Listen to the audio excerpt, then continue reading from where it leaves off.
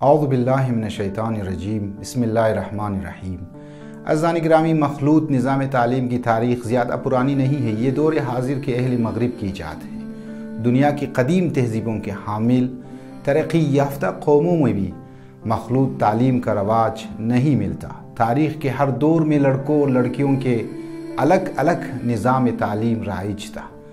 یونانی اگرچہ بہت ترقی یافتہ تھے اور خواتین کے آزادی کے بھی قائل تھے، لیکن ان کے پاس مخلوط تعلیم کا کوئی تصور نہیں تھا۔ چین کا نظام تعلیم ہر دور میں ترقی یافتہ رہا، لیکن مخلوط تعلیم کا کوئی سراغ ان کی تاریخ میں بھی نہیں ملتا، حتیٰ کہ مغربی تہذیب کے اولین دور میں بھی اس کا کوئی مستقل وجود نہیں تھا۔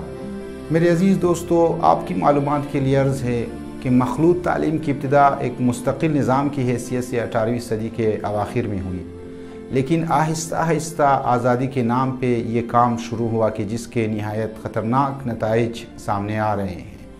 کو ایجوکیشن اور آزادانہ اختلاط اور ننگے پن نے شہوانی جذبات کو اس طرح ابھارا کہ نکاح کا طریقہ کار اب ناکافی ثابت ہو رہا ہے، اور نوجوان لڑکے اور لڑکیوں نے نکاح کے بغیر ایک دوسرے کے ساتھ جنسی تعلقات کو فطری اور بے ضرر قرار دینا شروع کیا ہے، جس کا نتیجہ یہ ہوا کہ نکاح کو بوجھ سمجھ کر اس سے دور بھاگنے لگے ہیں، یعنی اب نکاح کا بندھن ٹوٹ گیا ہے۔ عزیزان گرامی، دوسری طرف سے ناجائز بچوں کی پیدائش کی شرح میں روز بروز اضافہ اسی غیر شرعی تعلقات کی ہی وجہ سے ہے۔ برطانیہ میں جو بچے پیدا ہو رہے ہیں ان میں ہر 5 میں ایک بچہ وہ ہوتا ہے جو ناجائز جنسی تعلقات کے نتیجے میں پیدا ہوتا ہے۔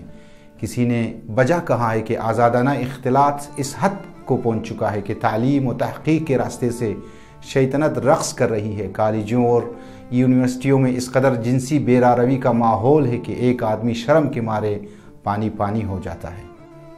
میرے عزیز دوستو، تعجب کی بات یہ ہے کہ کو ایجوکیشن کے حق میں سب سے بڑا ریزن یہ دی جاتی ہے کہ اس سے معیار تعلیم بلند ہوتا ہے، لڑکے اور لڑکیوں کے باہمی اختلاط سے دوریاں ختم ہو جاتی ہے اور یکسانیت پیدا ہونے سے تعلیم کا عمل آسان ہو جاتا ہے۔ لیکن اس حقیقت کو فراموش کر جاتے ہیں کہ ایسے باہمی اختلاط سے طلبہ و طالبات تعلیم سے دور ہو جاتے ہیں اور تعلیم کے بجائے جنسی تعلقات قائم کرنے میں مشغول ہو جاتے ہیں۔ تعلیم پر توجہ دینے کی بجائے اب اپنے محبوب یا محبوبہ کی فکر میں رہتا ہے۔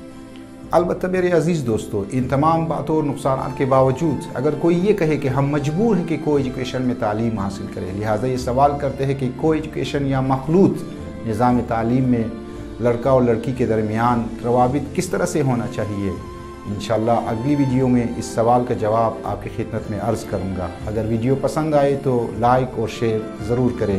والسلام علیکم ورحمۃ اللہ وبرکاتہ۔